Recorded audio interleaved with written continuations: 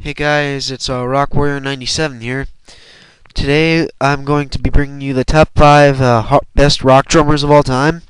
However, before I start, I just want to start by saying I was going to upload my Armageddon 2008 Thoughts video, but I was a little awkward, shall I say, while I was recording it.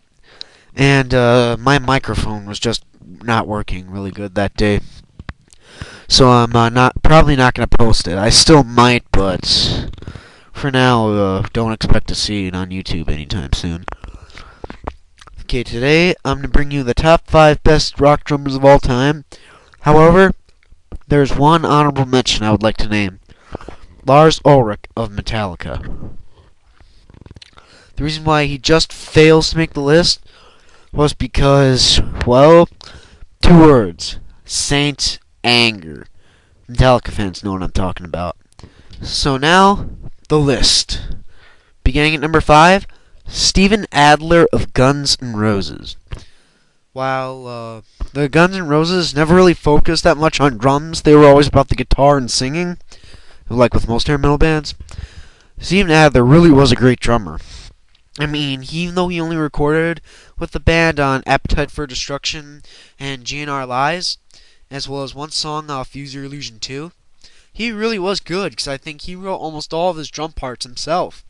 And when you hear him play a solo at a concert, you know the crowd is into it. Sadly, however, the band fired him around 1990-ish because he was a cocaine addict, and as a result it impaired his ability to play the drums. Recently, however, he's beaten his addiction and is currently looking forward to an original GNR lineup reunion. However, the only 2 band members that haven't exactly agreed to this yet are Slash and Axl. However, miracles do happen. Number 4 on my best drummers of all time list goes to Eric Carr of Kiss, the Fox. What more can you say about him? Sadly, the band never really let him have any say in their decisions, because it was all about Gene Simmons and Paul Stanley at the time during their non-makeup era. However, he did join for a short time. He did wear makeup, hence his nickname, the Fox, because that's what he was made to. That's what his makeup looked like. Well, anyway, if you want to get an album that really showcases his drumming ability, get Creatures of the Night. That is one of the loudest drum sounds ever captured by a rock band in the studio. Still don't know how he did it to get this with the snares on, because I know he didn't do any altering. Maybe it was a trick of the producers. I don't know. Well, anyway, he also sadly only sang lead vocal on one song by Kiss. And it was called Little Caesar off 1989's Hot in the Shade. I'm not counting, however, they're re-recording the song Beth that was used off the 1988 compilation Smashes, Thrashes, and Hits. Sadly, however, he died in 1991 of heart cancer. He did, however, record background vocals for one song, God Gave Rock and Roll to You Too, that was featured off 1992's Revenge. He was, however, too ill to play the drums on that song, so they hired Eric Singer, who would eventually replace him. Eric Carr, may you rock in peace, man. Number 3 on my best drummers of all time, Keith Moon of The Who. Really no explanation here. However, he also died young, sadly.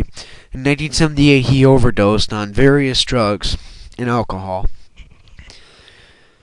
He really was great, and a lot of people have said he's the epitome of a true rock star. Enough said. Number 2? Number 2 goes to Ringo Starr of the Beatles. Now, a lot of people would probably say that he's not that good of a drummer because he never did any solos. The reason why he never did that many solos is because he hated doing them. And he actually really was good. Just go, like, for example, if you listen to the song Rain, that was the B-side to the 1966 single Paperback Writer, that song just goes to show you that you don't need to have to play drum solos to show that you're a good drummer. Same thing on the song A Day in the Life. A lot of people have said the drums on that song are really hard to play. He also had a successful solo career, unlike most drummers. When the Beatles broke up, I think Paul McCartney was the only guy that had more top 10 hits than Ringo did. He just came out with his new album earlier this year entitled Liverpool 8. And now, the moment you've all been waiting for, the number 1 best drummer of all time. It goes to The number one best drummer of all time is, sorry, just kidding. John Bonham of Led Zeppelin. This guy was awesome. Man, he was just excellent. If you have a copy of the album Led Zeppelin 2, play the 8th track, Moby Dick. It's pretty much just a 4.5 minute long drum solo with just guitar pieces at the beginning and end. When they performed it live, it would go on for as long as 13 minutes, and the band would just leave the stage and just let him play. Sometimes, when the drumsticks broke, he would use his bare hands to play the drums.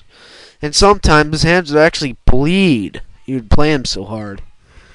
Sadly, that talent kind of went to waste as he died in late 1980 due to a drinking binge at Jimmy Page's house when he went out to run some errands. When Jimmy Page returned, he found him dead on the table. Though I heard his son, Jason, has been doing a good job of filling his shoes in the reunited Led Zeppelin. Well, there you have it, folks. Top 5 best drummers of all time. Let me know what you think. Please rate and comment.